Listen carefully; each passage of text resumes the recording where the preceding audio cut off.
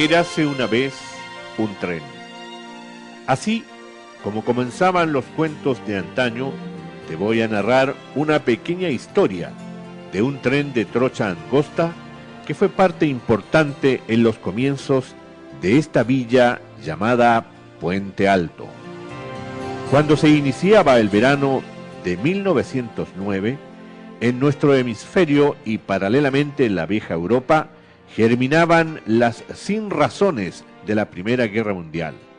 Aquí, en Santiago, se constituía una sociedad anónima que se llamaría Ferrocarril del Llano del Maipo, cuyo objetivo era trasladar los productos agrícolas de este sur hacia el gran mercado santiaguino.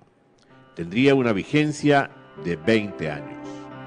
Así, las frías letras de una escritura pública daban inicio a un singular medio de transporte de esa época que fue fundamental en el progreso de nuestro pueblo, tan venido a menos en ese entonces.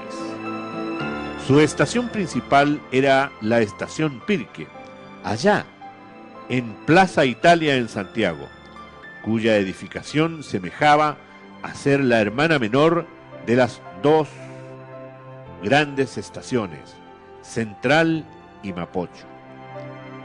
Para los puentealtinos de entonces, la nuestra era la más importante y se ubicaba en un sitio al norte de la Plaza Manuel Rodríguez, el que actualmente ocupan edificios de departamentos, y el supermercado Montserrat. La construcción distaba mucho de parecerse, puesto que solo eran dos edificaciones como casonas campesinas, una frente de la otra, que se utilizaban como administración y bodegas. Pero lo interesante para nuestra historia local radica en la vida que impulsaba este convoy, porque la distancia que había entre ambos terminales en su trayectoria de ida o regreso siempre fueron los 20 kilómetros que nos separaban de la capital. Era todo un espectáculo. En su comienzo, ver salir o esperar la llegada de la locomotora humeante, de negro humo, a veces, con 3, 4 o 5 vagones de pasajeros u otros vagones de carga. Posteriormente, estas máquinas fueron reemplazadas por locomotoras eléctricas. Corrían los pasajeros para asegurarse su lugar en el viaje que atravesaba todos los campos que eran entonces Puente Alto y La Florida. Su trazado iba paralelo a lo que es hoy Vicuña Maquena, y sus estaciones eran tan campesinas como éramos nosotros mismos.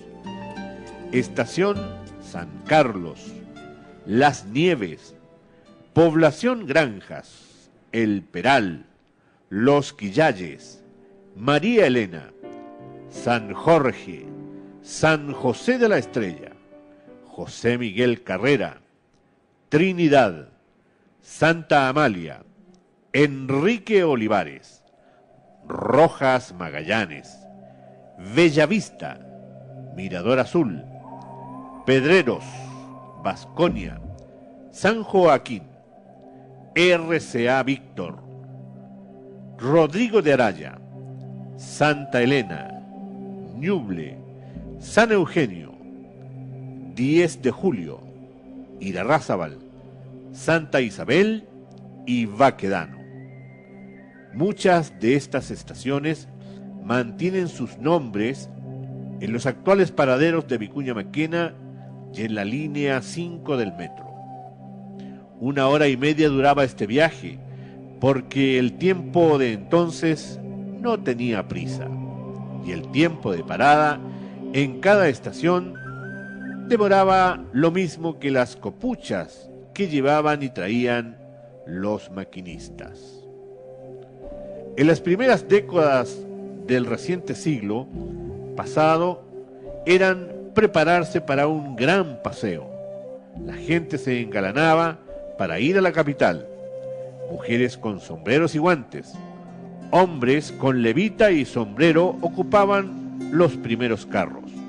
Atrás, los de medio pelo, pero ajenos a estas trivialidades de la época, estaba intacta la belleza del paisaje de esta zona. La cordillera nevada en invierno se veía plena, al alcance de la mano. Las zarzamoras que crecían como murallas naturales a lo largo de la vía nos indicaba el paso de la primavera y el verano engalanando el paisaje con las silvestres flores del camino que cambiaban sus tonos de acuerdo a la época estacional que se vivía. Todo era campo en sus comienzos. En plena década de los 40 fue famoso el carro de los estudiantes, que partía a las 7 de la mañana con una carga turbulenta de jóvenes universitarios, normalistas y liceanos, que ocupaban los primeros carros de este tren rumbo a sus aulas en el Gran Santiago.